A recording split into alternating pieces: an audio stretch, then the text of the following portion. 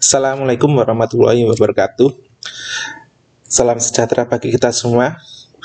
Perkenalkan, saya Aan Pambuti dari SMA Negeri 1 Teras, guru mata pelajaran geografi. Pada kesempatan kali ini, saya akan menyampaikan tentang proses tektonisme dan dampaknya terhadap kehidupan.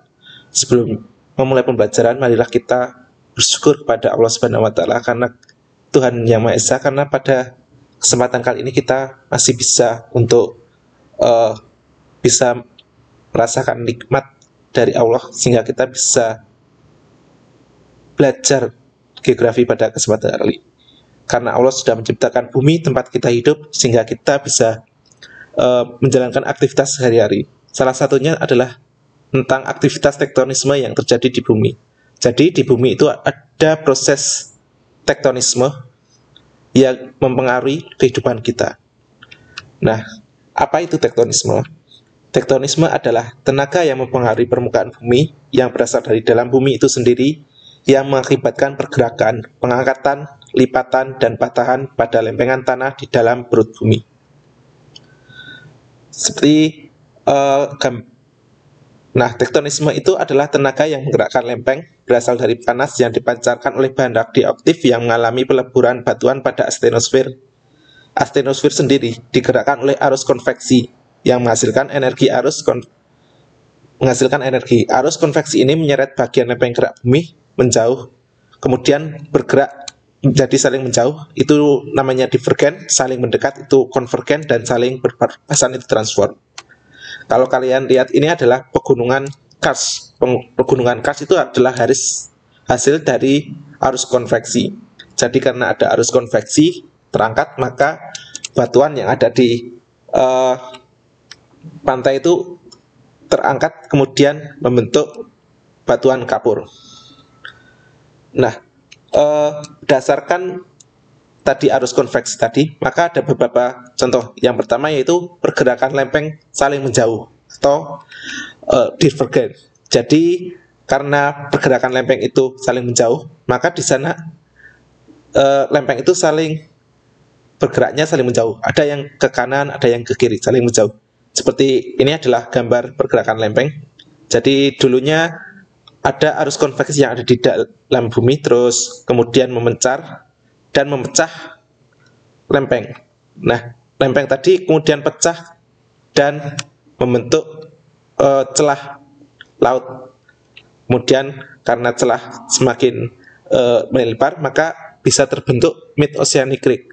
Ini seperti di Samudra Atlantik. Samudra Atlantik itu karena dulunya menurut teori Pangea, menurut Alfred Wegener, Afrika dan Amerika Selatan itu dulu menyatu. Kemudian karena perpindahan, maka Amerika di sana terbentuk punggungan tengah samudra atau mid oceanic ridge. Kemudian di sini juga ada pergerakan lempeng saling mendekat atau lempeng konvergen ya. Ini karena ada tumbukan dari lempeng benua atau lempeng samudra yang saling menumbuk. Ini contohnya adalah tumbukan dari lempeng samudra ke lempeng benua. Jadi lempeng samudra itu menunjam ke lempeng benua karena lempeng samudra itu berat jenisnya lebih besar dibandingkan lempeng benua, sehingga lempeng samudra menyusup. Sementara lempeng benua itu berat jenisnya lebih ringan, jadi lempeng benua di atas, tapi tebalnya lebih besar. Nah, ini bisa membentuk pegunungan di sepanjang tumbukan lempeng ya, di zona subduksi. Seperti kalau di Jawa, Sumatera, itu terbentuk pegunungan gunung berapi yang memanjang karena di situ ada zona subduksi. Selain pegunungan, juga di sana terbentuk palung laut seperti palung Sunda, itu terdapat di selatan Pulau Jawa karena itu adalah hasil dari subduksi ya. Terus ada pergerakan lempeng saling mendekat. Kalau pergerakan lempeng saling mendekat itu berarti saling bertemu. Contohnya kalau ada benua dan benua konvergen, ini akan membentuk pegunungan yang baru. Seperti kalau di Gunung Himalaya, Pegunungan Himalaya, itu karena ada tumbukan lempeng benua dan benua, maka gunung itu semakin tinggi terus. Jadi Pegunungan Himalaya itu tingginya semakin tinggi. Sekarang menjadi gunung tertinggi di dunia ya, 8.000 meter dari permukaan laut. Nah, itu juga akan terus tinggi karena tumbukan dari lempeng benua dan lempeng benua. Terus ada juga pergerakan lempeng transform. Kalau pergerakan lempeng transform itu pergerakannya berlawanan arah. Kalau tadi ada yang saling menjauh, saling mendekat, ini saling berpapasan. Contohnya di lempeng di patahan San Andreas ya. Di sana ada pergerakan lempeng saling bergeser. Itu karena ada gerakan tektonik yang menyebabkan transform fault, saling berpapasan. Nah, untuk memudahkan kalian dalam mengingat jenis-jenis pergerakan lempeng, maka bisa singkat. Ada dijah, berarti divergen itu saling menjauh. Ada tanpa, berarti transform itu berpapasan. Ada konde, konde berarti konvergen itu mendekat. Kalau disingkat berarti dijah tanpa konde. Jadi ada 3 ya, divergen, transform, dan konvergen. Nah, ini pergerakan lempeng di dunia. Jadi di dunia itu ada beberapa lempeng. Ada lempeng besar, ada lempeng kecil. Kalau di Indonesia itu terletak di antara 3 lempeng ya, Indo-Australia, Eurasia, dan lempeng Pasifik. Jadi menurut teori dulu ada satu lempeng benua yang bernama Pangea. Terus kemudian karena ada arus konveksi, terus pergerakan tektonik menyebabkan lempeng-lempeng tersebut berpisah. Makanya muncul tentang teori pergerakan lempeng. Ada yang pertama yaitu teori apungan menurut Alfred Wegener ya. Jadi kalau Wegener itu menyatakan bahwa benua yang sekarang ini berasal dari satu benua besar atau Pangea. Jadi yang dikelilingi oleh lautan yang disebut Tethys, kemudian terpecah menjadi beberapa bagian. Ini menurut teori Wegener. Jadi dulunya Afrika sama Amerika Selatan itu jadi satu. Itu karena dulu kalau peta disatukan itu garis pantainya itu cocok. Nah, itu karena itu maka bisa diketahui itu karena dulunya satu benua. Terus ada Greenland juga menjauhi Eropa. Terus lempeng India tadi juga bergerak ke utara ya. Indo-Australia menabrak ke lempeng Eurasia, jadi pegunungan Himalaya. Di gunung tertinggi di dunia, Gunung Everest. Terus ada pegunungan Laurasia. Kalau Laurasia dan Gondwana itu dulunya ada 2 benua besar. Laurasia itu yang di utara, Gondwana itu yang di selatan.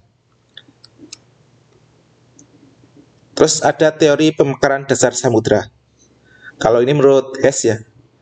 Hess berpendapat bahwa benua tidak hanyut seperti balok es yang mengapung, tetapi benua itu terpati pada batuan basalt dasar samudra. Dasar samudra terus didesak ke atas oleh lapisan atmosfer yang panas sehingga terjadi pemekaran dasar samudra. Nah, ini pemekaran ini didorong karena adanya arus konveksi. Jadi lagi-lagi kan ada arus konveksi yang ada di lapisan asthenosfer.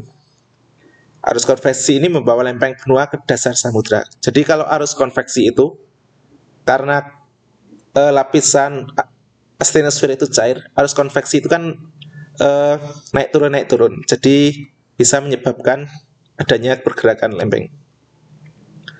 Ada teori menurut Jason Morgan.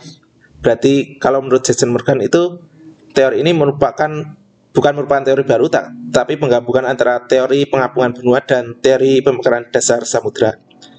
Lempeng sendiri adalah pecahan kerak bumi yang kaku dan tegar, terbentuk lengkung dan tebalnya lebih kecil dibandingkan dengan luas permukaannya. Ini lempeng-lempeng bergerak dan kecepatannya berbeda, arah pergerakan lempeng juga berbeda ya. Jadi ada banyak lempeng di dunia, kemudian kecepatan geraknya juga beda-beda. Nah, pergerakan lempeng tadi disebabkan oleh ada tenaga yang berasal dari dalam bumi yang membentuk relief ya. Ada ilmu namanya geomorfologi. Jadi geomorfologi itu adalah ilmu yang mempelajari bentuk permukaan bumi dan proses yang mempengaruhinya. Ada ya, tenaga yang berasal dari dalam bumi yaitu tenaga endogen, ada yang berasal dari luar bumi ya, atau tenaga eksogen. Kalau tenaga endogen itu ada gerak epirogenesa, ada gerak orogenesa. Kalau gerak epirogenesa itu ada gerak epirogenesa positif. Jadi karena positif maka gerak penurunan daratannya. Jadi daratannya semakin turun, terus permukaan laut naik. Kemudian ada epirogenesa negatif. Kalau epirogenesa negatif berarti lautan turun, terus daratan seolah-olah naik.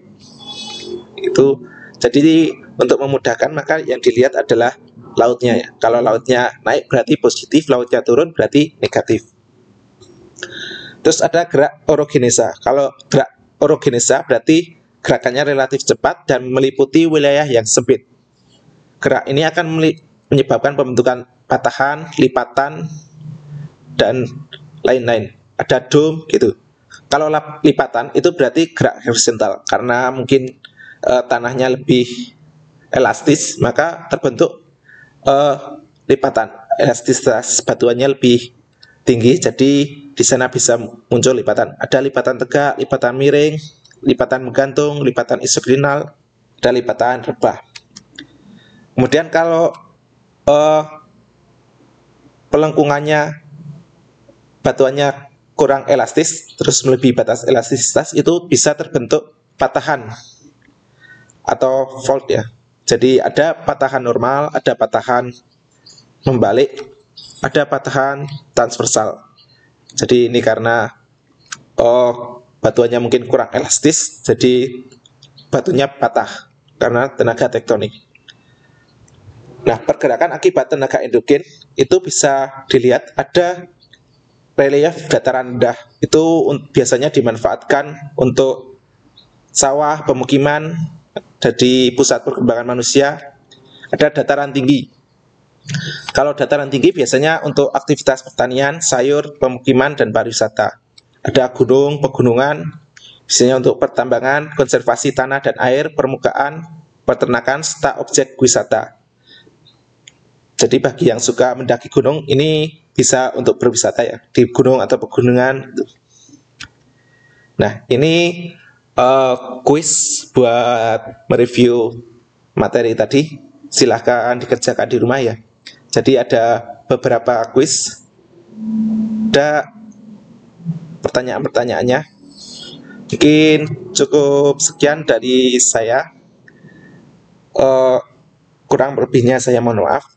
Untuk selanjutnya belajar di rumah dengan mengerjakan kuis teka-teki tadi, dilanjutkan dengan merangkum materi yang ada di tentang dinamika tektonisme terhadap kehidupan. Mungkin cukup sekian dari saya, kurang lebihnya saya mohon maaf. Sampai jumpa di pertemuan selanjutnya. Jangan lupa tugasnya dikerjakan. Saya akhiri pertemuan kali ini. Selamat belajar. Assalamualaikum warahmatullahi wabarakatuh.